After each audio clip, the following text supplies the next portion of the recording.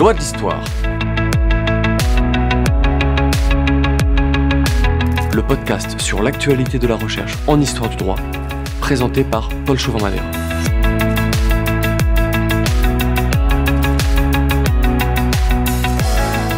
Cela fera bientôt 2 ans que la loi confortant le respect des principes de la République a condamné le séparatisme dit religieux qui, dans certains quartiers, refuserait, selon le législateur, les lois de la République au nom d'un islamisme légitimé par la loi divine.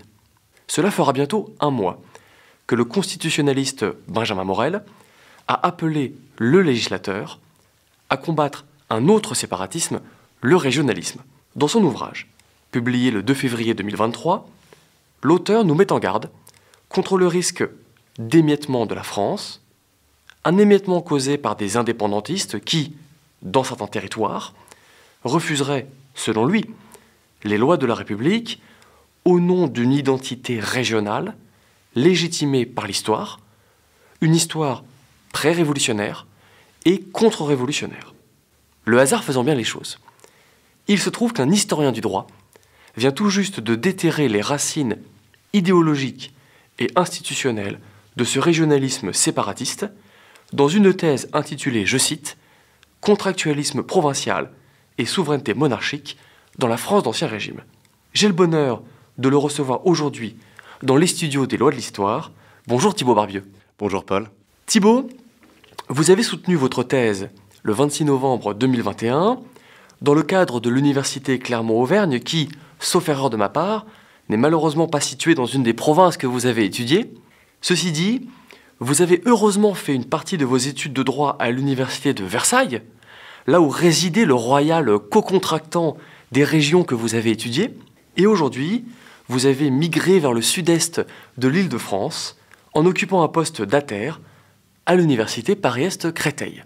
Mais revenons en arrière. Au début de votre thèse, comment en êtes-vous venu à travailler sur ce sujet ? Eh bien, tout est parti d'un mémoire de Master 2 que j'avais réalisé en 2015 à l'université Panthéon-Assas, sous la direction du professeur Bernard d'Alteroche. J'avais travaillé sur la Bretagne dans la législation de François Ier.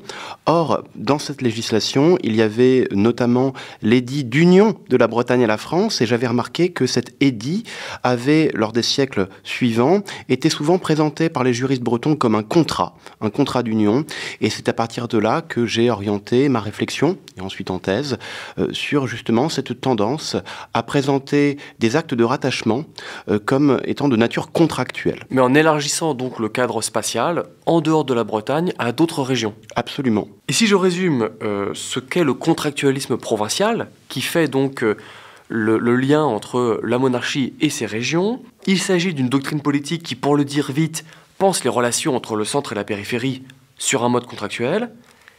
Et pour le dire plus précisément, est faite cette doctrine par des juristes et des institutions locales comme les parlements ou les États provinciaux pour fonder et en même temps limiter, vous le dites très bien, l'exercice du pouvoir royal sur les provinces à travers un contrat qui peut être ancien mais qui va rester en vigueur et éventuellement être renouvelé.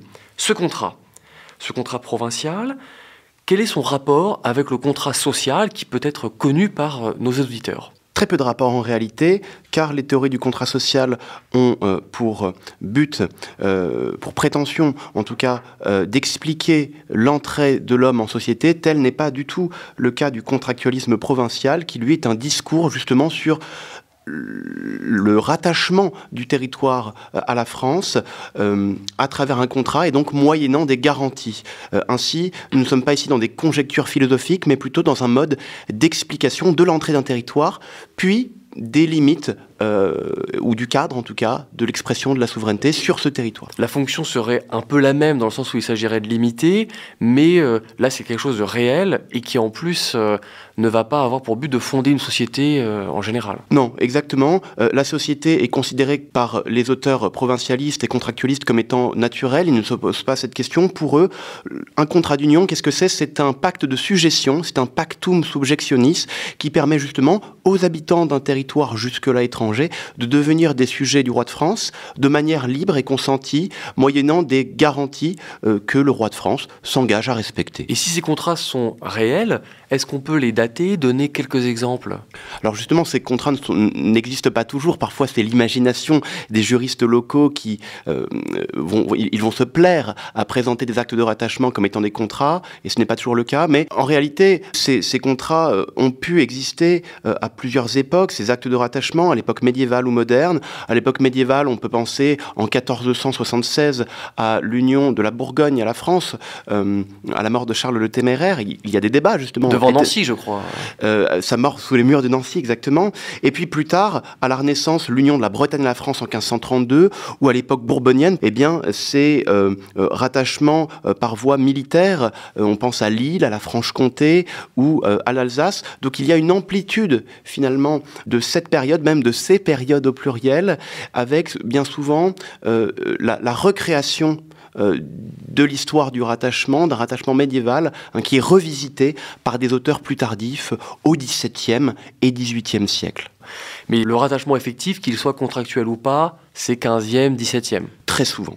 Et alors, pour étudier ce rattachement, qui n'est pas toujours contractuel si j'ai bien compris, quelles sources avez-vous étudiées? Il y a des sources, tout d'abord, qu'on pourrait qualifier de sources officielles, des ordonnances, surtout des édits royaux, des déclarations, lettres patentes que l'on retrouve par exemple dans le recueil d'Isambert au XIXe siècle. Il y a les sources officielles locales qu'on retrouve essentiellement dans les archives départementales, en Ille-et-Vilaine, dans l'Hérault, en Côte d'Or, avec deux volets, c'est-à-dire les remontrances des parlements provinciaux. Plaintes des parlements provinciaux qui demandent au roi telle ou telle réforme. Exactement. Dans les séries B, généralement, de ces archives. Et puis dans les séries C, on retrouve les procès-verbaux des États provinciaux, c'est-à-dire les assemblées politiques qui ont existé dans certaines provinces. Et puis en plus de cela, de ces sources officielles émanant d'institutions, il y a toute une litanie, si l'on veut, de textes de nature doctrinale, des libelles, des pamphlets, des coutumiers, des traités juridiques. Et donc il y a ici une forme de maquis finalement de documents. Par des auteurs locaux. Des auteurs essentiellement locaux, mais également des auteurs de doctrine à l'échelle du royaume, qui sont les grands défenseurs de la souveraineté du roi, qui vont s'opposer bien souvent à ce discours contractualiste. Je pense évidemment à Jean Bodin ou Cardin-Lebray. Et ces auteurs, ces sources que vous avez étudiées, ont-elles été étudiées auparavant par d'autres historiens ou juristes? Les sources, pour certaines d'entre elles, oui, mais à travers d'autres objets. En revanche, l'objet de ma thèse n'avait jamais fait véritablement l'objet de recherche, mis à part un article publié en 1976 par Antonio Marongiu, mais qui se bornait à étudier ce qu'il appelait le pactisme, ce que moi j'appelle le contractualisme, mais peu importe.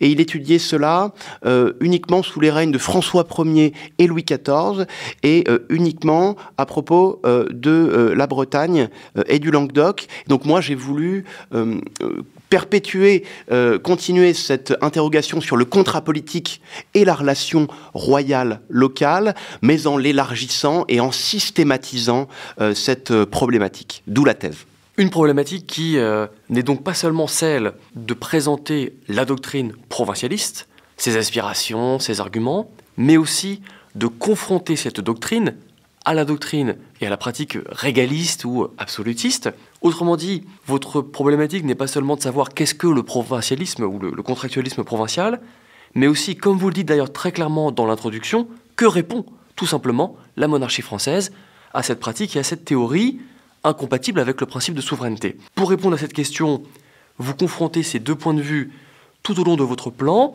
un plan chronologique en apparence, mais qui me semble aussi profondément thématique. En effet, dans votre première partie, vous vous concentrez sur les XVIe et XVIIe siècles en répondant à deux questions. Comment est né ce contractualisme et comment s'est-il renouvelé?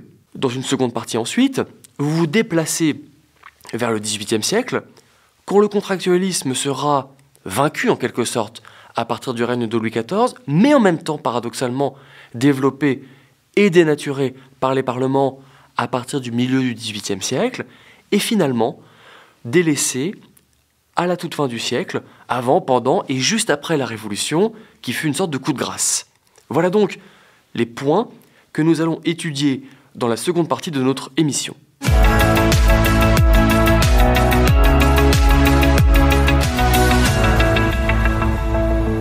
Votre premier chapitre porte sur les contrats originaires par lesquels chaque province a été rattachée au royaume, contrats entre guillemets, qui constituent une sorte de charte, de constitution même on dira après, entre ces deux entités, la province et le royaume. Il s'agit plus précisément de contrats synalagmatiques, emportant des droits et des obligations réciproques. D'un côté, la province va se soumettre au roi de France, qui remplace un éventuel ancien souverain. Il y a une sorte de transfert de souveraineté. D'un autre côté, le roi accepte de reconnaître des droits, des libertés pour la province dans différentes clauses. Est-ce que vous pourriez nous donner un exemple de droit de liberté qui a été garanti dans ces contrats ? Ce que l'on retrouve le plus souvent, ce sont des clauses en matière judiciaire et en matière fiscale, c'est-à-dire que le roi s'engage à confirmer, à garantir un privilège, si l'on veut, de non-distraction qui fait que les habitants de ce territoire seront jugés par leur propre juridiction locale et non ailleurs. Et puis en matière fiscale, c'est généralement le consentement fiscal qui est réservé aux États du lieu, ce qui permet de garantir une forme d'autonomie au dit territoire. Donc l'idée, ce n'est pas de donner plus d'obligations à ces provinces qu'aux autres provinces du royaume, mais au contraire, de négocier plus d'avantages, plus de faveurs. Avec bien souvent tout de même une logique de garantie du statu quo et une volonté du roi également de ménager parfois la susceptibilité de populations frontalières afin également de conserver leur propre fidélité. Oui, parce qu'il y a évidemment la politique derrière ça. Ce sont des régions qui viennent d'être conquises au sens politique et pas juridique du terme. Il faut les attacher sur le long terme. On pense à la Flandre ou à l'Alsace, par exemple. Et ces rattachements qui se font par des contrats, encore une fois avec des guillemets, originaires, ces contrats originaires, ce contractualisme originaire, c'est un concept général à l'intérieur duquel vous allez distinguer plusieurs catégories de contrats originaires. Lesquels ? Eh bien, il y a les contrats d'union, si l'on veut, les plus classiques. C'est le discours qui est porté, par exemple, en Bretagne, même si c'était en réalité un édit. Et puis surtout, il y a les capitulations, ce qu'on appelle les capitulations, généralement aux frontières du Nord et de l'Est. Capitulations qui n'ont rien à voir avec les contrats commerciaux passés avec l'Empire ottoman. Non, le terme est le même, c'est une expression polysémique qui vient du latin et qui fait référence au chapitre d'une négociation en cours, mais les capitulations, on peut parler donc effectivement de ces traités passés avec l'Empire ottoman, on peut penser également aux traités qui étaient passés avec les cantons suisses pour le recrutement de la garde suisse, et également à ces capitulations provinciales signées, par exemple, avec les élites de la ville de Lille ou bien avec les autorités municipales de Strasbourg, en vue justement d'assurer le transfert de souveraineté de ces places assiégées. Donc les contrats d'union seraient peut-être plutôt avec des régions et les capitulations plutôt avec des villes ? Oui, et surtout avec des villes assiégées dans un contexte de belligérance, car on se rend compte au grand siècle que le terme de capitulation est utilisé dans les sources officielles, ainsi que par les auteurs, justement pour viser les négociations entourant l'entrée sous la suggestion du roi de France de places qui jusque-là n'étaient pas françaises, et des places qui sont assiégées par les troupes du roi de France.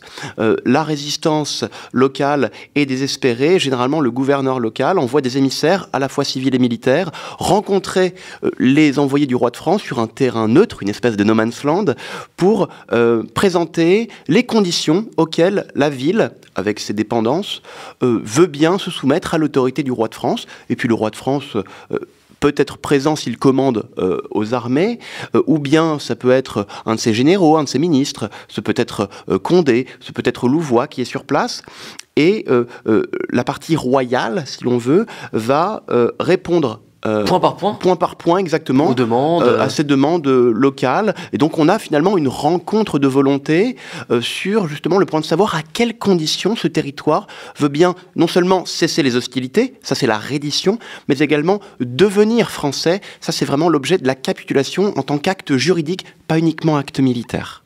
Une capitulation qui a un intérêt aussi pour le roi de France, puisque ça lui permet d'abréger les combats et donc d'économiser des soldats, des impôts, etc.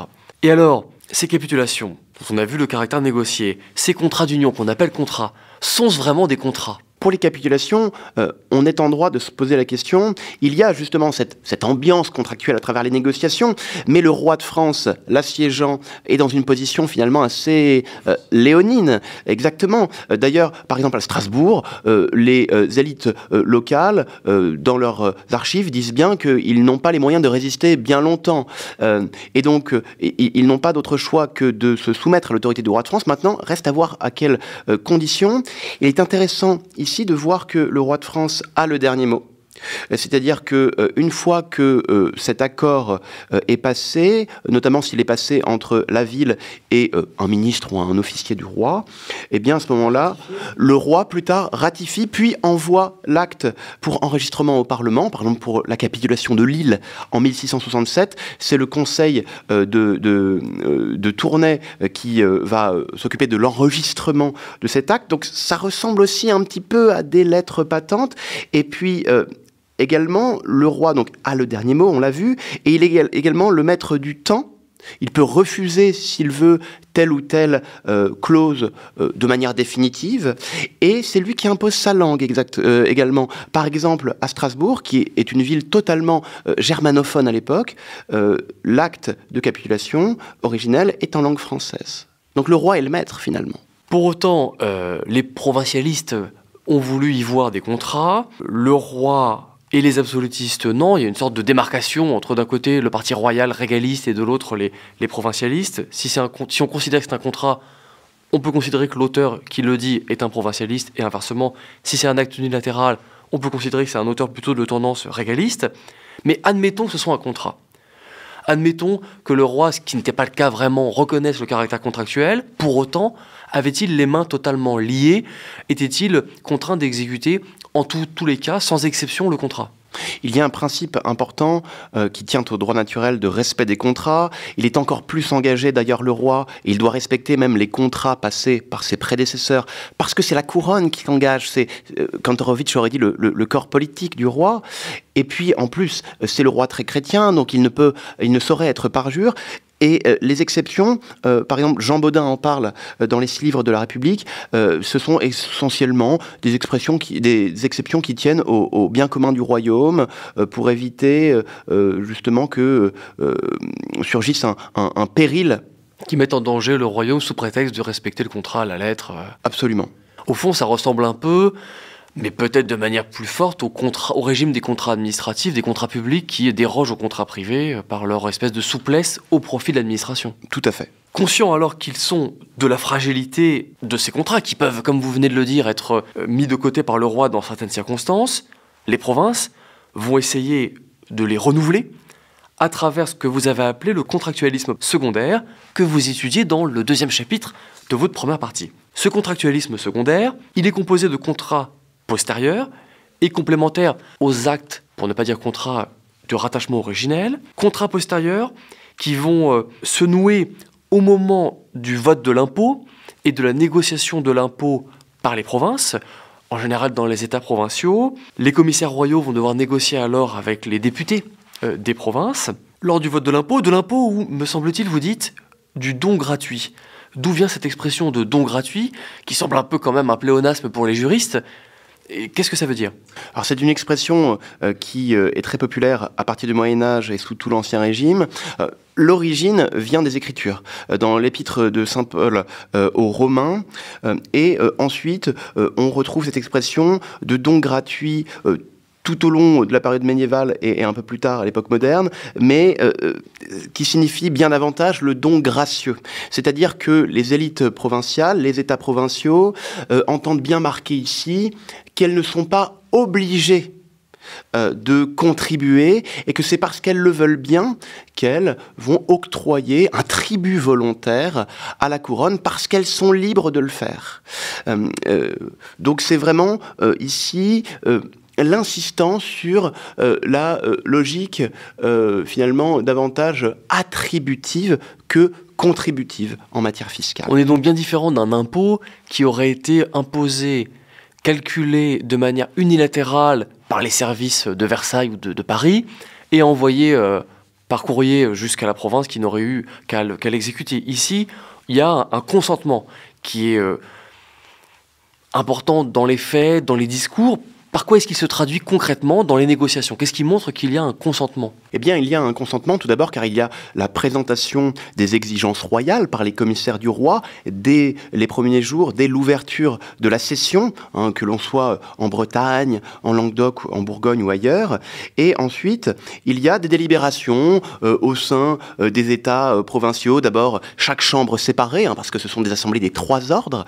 Et ensuite, en séance plénière, avec un vote de la partie, si on veut, provinciale, des États provinciaux. Avec parfois des refus de certaines demandes du roi? Absolument. Et la province peut tout à fait décider, tout d'abord, d'octroyer une somme largement inférieure à celle qui est demandée par les commissaires du roi qui doivent donc emporter la conviction des députés languedociens ou provençaux ou bretons, en arguant, par exemple, de la situation pressante des caisses de l'État, de la guerre, etc. Donc, il y a des discours, finalement, d'une forme de servitude fiscale que veulent mettre en avant les commissaires du roi, et de l'autre côté, les députés, eux, disent que la province est épuisée et puis qu'ils peuvent bien donner ce qu'ils veulent, et cela peut traîner en longueur, cela peut durer plusieurs semaines. En 1648, les États de Languedoc font durer cette séquence pendant 3 mois, donc effectivement, ces négociations, on les voit également à travers le temps parfois un peu long des discussions. C'est pas un impôt qu'on doit payer tout de suite, comme on s'y attend traditionnellement. Et je suppose que le roi et les commissaires ont parfois fait pression sur ces députés locaux pour hâter les négociations, pour augmenter le montant accordé. En réaction, est-ce que les députés ont mis des garanties, ont associé des garanties, comme on a des garanties des sûretés en droit privé, pour être sûr que le roi respecterait bien le contrat, ne demanderait pas plus la prochaine fois, etc. Alors tout d'abord, il faut à ce stade préciser que les députés provinciaux ont tendance à mettre des conditions justement à l'octroi de ce don gratuit. C'est là qu'on voit qu'il y a une forme de contractualité du don gratuit. En Languedoc, on veut bien donner un don gratuit, octroyer un don gratuit au roi, mais moyennant des confirmations de privilèges, l'exemption de telle ou telle taxe ou édit ou création d'office. La même chose a lieu d'ailleurs en Bretagne, avec pour le coup ce qu'on appelle le contrat des États, qui là prend les formes d'un véritable contrat. Donc c'est pas uniquement du mythe, c'est quelque chose qui a une véritable substance. Mais c'est une exception peut-être par rapport aux autres régions? Oui, c'est vraiment quelque chose qu'on retrouve surtout en Languedoc, et avec cette forme contractuelle vraiment explicite uniquement en Bretagne. Ici, il y a vraiment une particularité bretonne. Et donc, puisque le roi s'engage à respecter des conditions lorsqu'il reçoit le don gratuit, eh bien, les députés provinciaux vont essayer de faire en sorte de s'assurer finalement que le roi respecte sa part du contrat. Et c'était le sens de votre question. Et il va y avoir des techniques de garantie échafaudées, notamment par les États de Languedoc, avec une retenue en garantie, c'est-à-dire qu'à partir des années 1650, en Languedoc, on décide de voter une somme, 1 million de livres par exemple, et d'en conserver une partie qui serait laissée entre les mains. Donc entre les mains des commissaires. Voilà, elle reste dans la province. On donne une grande partie du montant au roi, mais une fraction est laissée en dépôt, en caution, entre les mains du trésorier des États de Languedoc, et ne sera finalement effectivement donnée au roi qu'à la session prochaine, qu'à la session suivante, un an plus tard, si effectivement le roi a bien respecté les conditions du don gratuit, s'il a respecté sa part du contrat. Donc c'est une technique de cautionnement finalement pour garantir l'avenir, pour s'assurer que le roi sera bien fidèle à sa propre parole. Et sur le long terme, est-ce que le roi l'a été, ou est-ce qu'il n'y a pas eu, à partir peut-être de Louis XIV, une forme de mise de côté de toutes ces garanties, de toutes ces négociations, et d'unilatéralisation de ces rapports avec la province ? D'un point de vue formel, eh bien, la négociation, les formes de la négociation demeurent dans les grands pays d'État, les provinces qui gardent leurs États, jusqu'en 1789. Maintenant, derrière les formes, si vous voulez, le fond contractuel, ici, subit des altérations et s'opère à compter du règne personnel de Louis XIV, donc aux alentours de 1661, s'opère ce que j'ai choisi d'appeler dans ma thèse une inversion de ce contractualisme secondaire, car même s'il y a toujours en apparence des contrats, des négociations, une marge de manœuvre pour la province, eh bien, néanmoins, le roi devient le maître de la danse. Cela convient très bien à Louis XIV, d'ailleurs, parce qu'il manie notamment une arme bien connue, c'est le chantage, c'est la menace, en expliquant aux États provinciaux que si ceux-ci ne donnent pas rapidement la somme voulue, il sera en mesure, pourquoi pas, de congédier cette assemblée, de la reporter. Et le problème, c'est que c'est bien le roi qui est le maître des convocations de ces assemblées. Elles n'ont d'existence que parce que le roi veut bien les convoquer concrètement. Et donc on a des exemples en Bourgogne en 1659, ou bien en Bretagne dans les années 1660 et 1670, où justement la pression royale se fait plus grande, et donc on ne discute plus vraiment du montant du don gratuit qui devient presque rituel. Ouais, c'est un rituel, un spectacle. Absolument, on parle de spectacle, de théâtre des États, et il y a même des pages fameuses de Chateaubriand sur les États de Bretagne. Un spectacle donc qui montre la victoire de la monarchie à partir de Louis XIV, une victoire parce que dans les faits les provinces ne sont plus capables de négocier d'égal à égal avec la monarchie, et en droit, on l'a dit, le roi a refusé le caractère contractuel donné à ces liens de rattachement, sans d'ailleurs trop forcer la réalité, puisque comme vous l'avez dit, ce n'était pas toujours des contrats. Et pourtant vous montrez qu'au XVIIIe siècle, malgré tout ça, ce contractualisme provincial n'est pas mort, qu'il perdure, qu'il se propage même chez les opposants à la monarchie absolue, qu'il est même élevé par eux au rang de théorie constitutionnelle, et ça, c'est l'objet de votre seconde partie.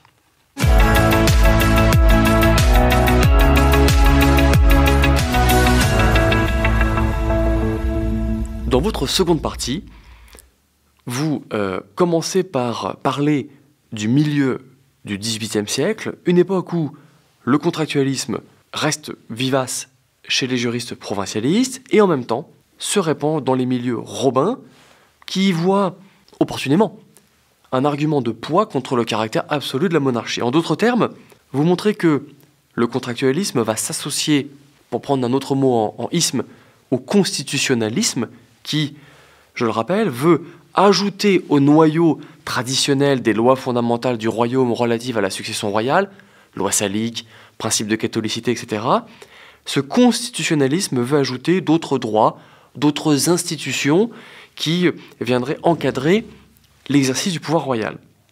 Mais ici alors, si on revient au contractualisme, pourquoi y a-t-il une association? Quels sont les points communs qui ont permis ce rapprochement entre ces deux mots en isme? Je crois que c'est d'abord une question d'opportunité et également d'habileté justement de ces milieux robins, de ces milieux de magistrats de parlement qui voient ici le point commun entre ce discours du contrat d'union et ce discours de la Constitution, parce qu'il s'agit dans les deux cas de prétendre, d'affirmer l'existence d'un ordre indisponible, d'un ordre juridique indisponible auquel le roi ne peut pas toucher. Et évidemment, dans cet ordre indisponible, il y a les grandes libertés, notamment l'existence justement des parlements dans ces provinces-là, afin que ces parlements ne puissent pas être supprimés ou leurs compétences amoindries par des réformes royales. Donc c'est toujours cette idée de garder indisponible des droits, des libertés face à la volonté royale. Et en plus de cette même portée juridique, j'ai l'impression qu'il y a aussi les mêmes sources, en ce sens que tout à l'heure nous faisions une comparaison avec le contrat social beaucoup plus abstrait, fictif. Là, que ce soit le constitutionnalisme qui parfois s'enracine chez les mérovingiens ou le contractualisme, on a la même source historique. Absolument. Il y a justement une dimension historique, presque un primitivisme, une volonté de rechercher dans l'histoire lointaine de ces provinces, eh bien, l'origine d'une prétendue constitution. Constitution qui soit est fondée sur ce contrat d'union ancien, soit constitution préexistante, qui aurait été garantie, sauvegardée, confirmée par le roi au moment justement d'un rattachement qui, dit-on, serait contractuel. Et alors, s'il y a une constitution qui prendra la forme d'un contrat et que cette constitution est violée par le roi, peut-elle, cette violation, être sanctionnée par un droit de révolte de la part des provinces, qui se soulèveraient comme ça contre le tyran? C'est une question que je me suis longtemps posée, et en réalité, on ne trouve pas d'occurrence ni de source prévoyant cette possibilité, ni même de révolte qui serait véritablement, explicitement fondée sur un droit de révolte d'origine contractuelle, tout simplement parce que ces contrats d'union, à supposer qu'ils existent, ou en tout cas ces actes de rattachement, ne comportent jamais de clause, justement, prévoyant une cessation de l'assujection en cas d'inexécution. Ça, c'est la première chose. Donc, il y a un vide juridique. Ensuite, il n'y a pas non plus de possibilité de constater, une violation royale, encore moins de juger le roi, parce que on ne juge pas le roi de France, qui est la fontaine de justice, et puis qui est également le lieutenant de Dieu sur terre.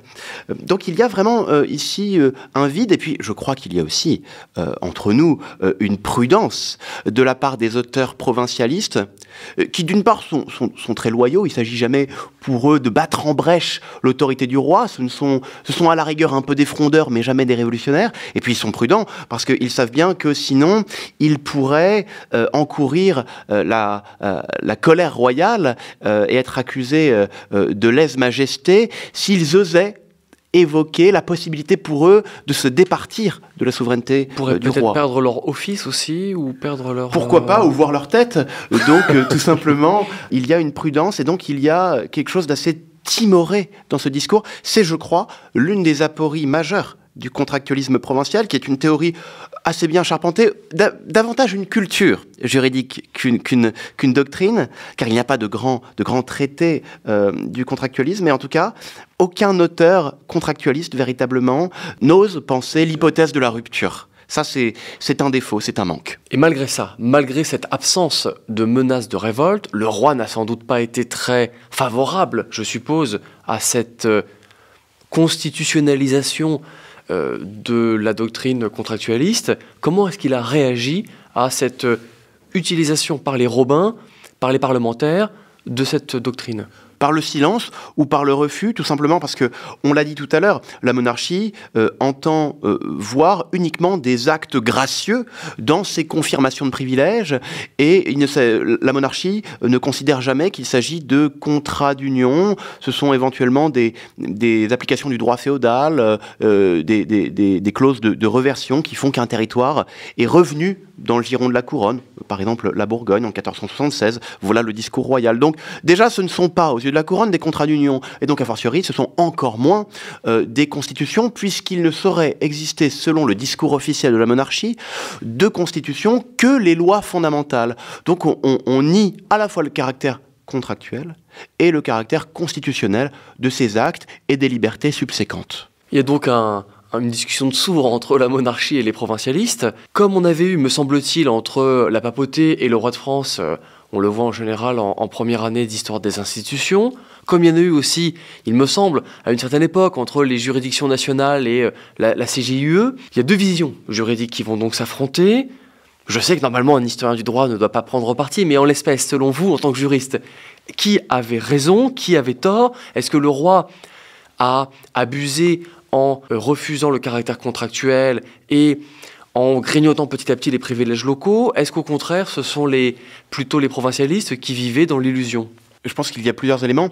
Tout d'abord, il y a un attachement réel, sincère, de la plupart des juristes locaux à ces libertés qu'ils ne veulent pas voir réduites à la condition de privilège. Donc ici, il y a un attachement que la monarchie est bien obligée, quelque part, de prendre en compte. Il y a peut-être ici une forme de légitimité presque coutumière de cette tendance qu'ont eu les juristes de certaines provinces à y voir des contrats. Maintenant, aussi séduisant que soient ces discours qui font appel à l'histoire, qui font appel presque au génie local, il y a tout de même quelques incohérences assez regrettables dans ces discours provincialistes, contractualistes, surtout au siècle des Lumières, parce que ce discours étant presque réinventé par les magistrats, par les cours souveraines, eh bien, vont s'y mêler des éléments nouveaux, parfois contradictoires. Et je pense ici notamment à ce qu'on appelle la théorie des classes. Qui avait été évoquée par les parlementaires pour justifier leur solidarité malgré l'éloignement géographique de tel ou tel parlement. Quand un parlement avait un conflit avec le roi, les autres estimaient, en vertu de cette théorie des classes selon laquelle ils formeraient un même ensemble, pouvoir les aider. Et là, effectivement, ça rentre en contradiction avec... Avec le langage des particularismes et des contrats d'union de ces cours souveraines. Il y a ici manifestement un point d'achoppement, une incohérence. Si donc la monarchie a eu en quelque sorte raison, autant qu'on puisse le dire dans le cadre conceptuel de l'époque, de donner tort à la doctrine provincialiste, celle-ci n'a pas disparu tout de suite.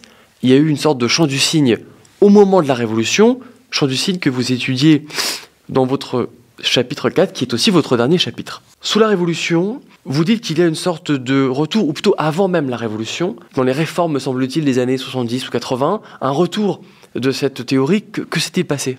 C'est tout simplement un effet un peu de réaction, si vous voulez. On a plusieurs réformes à la fin du règne de Louis XVI, notamment les assemblées provinciales qui sont créées dans les années 1780, une idée de Necker reprise par Calonne et Loménie de Brienne, qui ne sont pas des États provinciaux, hein, ce sont des assemblées nouvelles que l'on établit dans les provinces qui n'ont plus d'État particulier et en fait, ce sont des assemblées qui ont beaucoup moins de pouvoir que les États provinciaux, mais qu'importe justement, cela déjà réactive cet esprit provincialiste, aujourd'hui on dirait régionaliste. Et puis, surtout, il y a en 1788 la réforme Lamoignon, qui est une réforme judiciaire, où le roi essaye à nouveau d'abattre finalement les parlements, leur splendeur, leur superbe. Et cela suscite un cri d'alarme dans de nombreuses villes de parlement, dans de nombreuses provinces qui ont conservé le souvenir de leur identité juridique. Et là, on voit justement un argumentaire local de résistance à cette réforme. Et cet argumentaire local utilise presque comme étendard ce contractualisme provincial, c'est-à-dire qu'on va avoir des avocats, on va avoir des magistrats qui vont prendre la plume et qui, au gré de leur remontrance, de leur libelle, de leur pamphlet, n'auront de cesse que de réclamer l'exécution fidèle par le roi du contrat d'union de telle ou telle province, afin de mettre en échec justement la réforme du chancelier Lamoignon. Alors même que ces actes ne parlaient pas forcément des parlements, mais il y a une sorte de récupération, de convocation de cet argumentaire pour légitimer leur combat, alors qu'ils sont en détresse, comme vous l'avez tout à fait dit. Et alors si on avance un petit peu, qu'on passe ces réformes, à la veille de la Révolution, cette doctrine qui a été subversive en un sens très critique du caractère absolu de la monarchie au XVIIIe, que devient-elle sous la Révolution? Est-ce que ça reste un élément critique mis en avant par ce qu'on appelle les patriotes, ceux qui veulent transformer la monarchie, ou est-ce qu'au contraire, on l'oublie? Est-ce qu'elle devient autre chose? C'est une culture juridique qui est mise à mal dès les débuts de la Révolution, justement, et bien par l'abolition des privilèges, qui est également l'abolition des particularismes provinciaux, la fin des provinces, la fin des États provinciaux, la mise en vacances des parlements provinciaux, et cette culture juridique est une culture du particularisme. Elle est même combattue par l'Assemblée nationale constituante, et donc justement se fait jour une opposition entre, d'une part, les turiféraires de la souveraineté nationale, de la nation une et indivisible, les patriotes, avec toutes les nuances évidemment qui s'imposent, et puis d'autre part, ceux qu'on pourrait appeler la droite, les contre-révolutionnaires qui, eux, vont avoir tendance, pour lutter contre la constituante, à enfourcher ce cheval du contractualisme local en faveur des vieux particularismes contre les idées nouvelles. Donc il y a une sorte de métamorphose, en ce sens que ça reste une théorie critique, mais qui va devenir en quelque sorte marginale, plutôt à droite, voire à l'extrême droite, chez ce que le professeur Saint-Victor appelait le parti des Noirs, c'est-à-dire les aristocrates qui avaient pris cette couleur en étendard parce que c'était la couleur du clergé, je crois.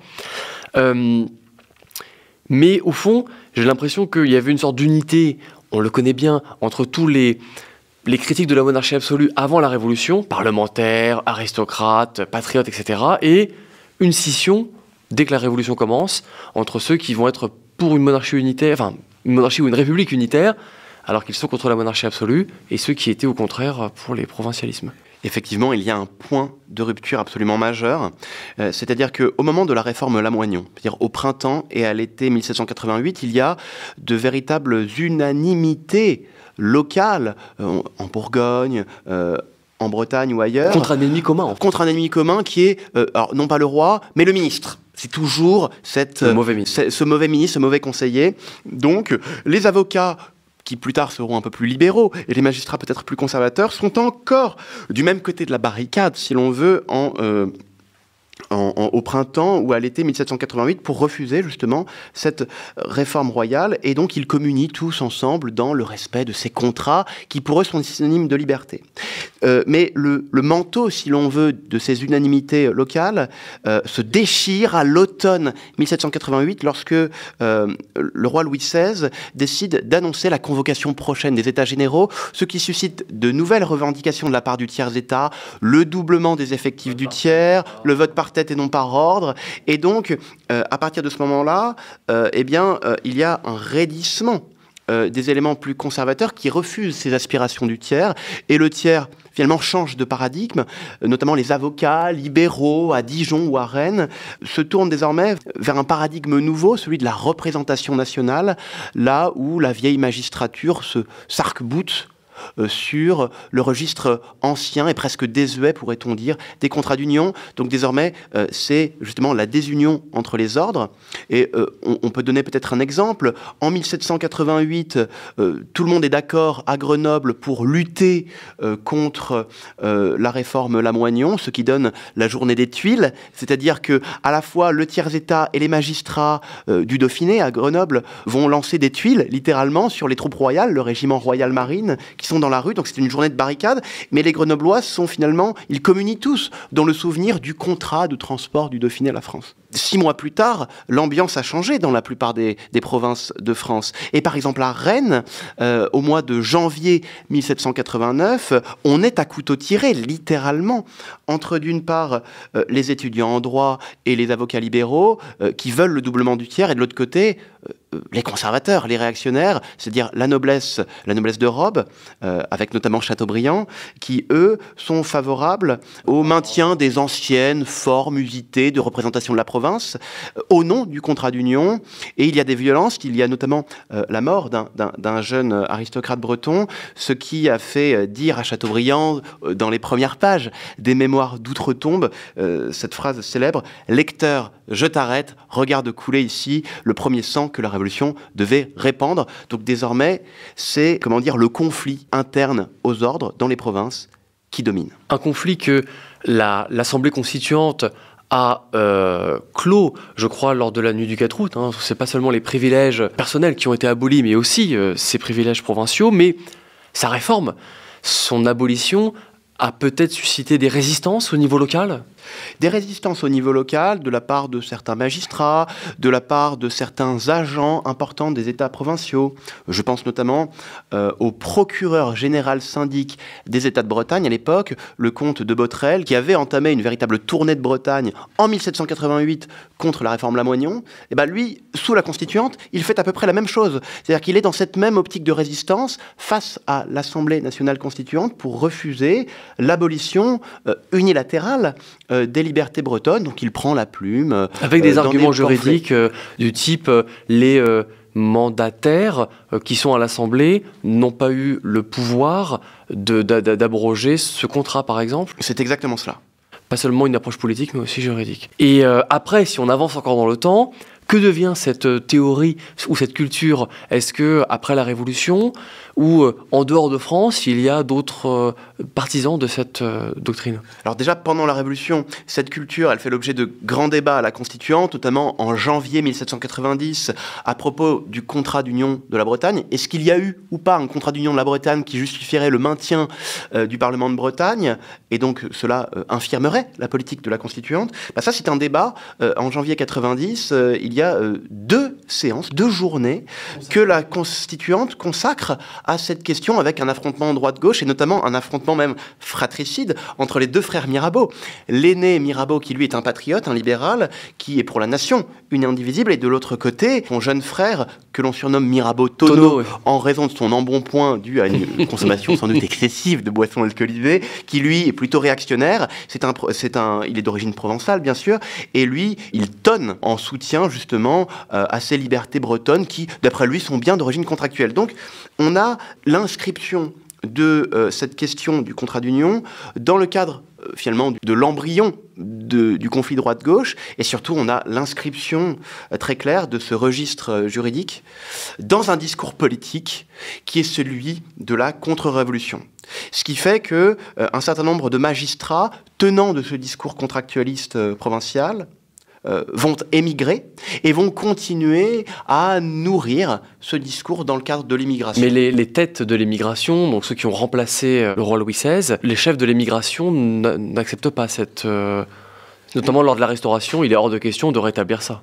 Les princes ont, donc c'est-à-dire le comte d'Artois et le comte de Provence, donc le futur Louis XVIII, ont manifesté une grande indifférence, voire un léger mépris à l'endroit de ces théories qui ont été, donc on l'a dit, continuées en émigration par certains magistrats exilés, comme le président Janon, un bourguignon, qui avait rêvé à Coblence à l'avènement d'une monarchie restaurée, largement tempérée par les magistrats et avec des provinces qui auraient toujours leur liberté garantie par leur contrat d'union.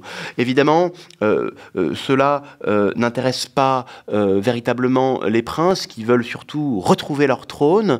Et en 1799, par exemple, alors qu'il est en exil en Courlande, Louis XVIII, qui est évidemment bien loin d'être restauré à ce moment-là, parle d'un zèle ridicule pour évoquer justement l'attachement des nobles dans les provinces de France à ces capitulations. Et évidemment, en 1814 et en 1815, il n'y aura aucun retour à ces libertés provinciales. Eh bien, merci beaucoup Thibaut Barbieux d'avoir répondu à toutes mes questions, qui ne donnent évidemment qu'un aperçu de votre thèse, disponible, si cela intéresse nos auditeurs, en version papier depuis quelques mois, depuis décembre je crois, chez LGDJ, dans la collection anciennement Varenne, aujourd'hui Joannet. Je rappelle son titre, Contractualisme provincial et souveraineté monarchique dans la France d'Ancien Régime. Merci encore. Merci Paul.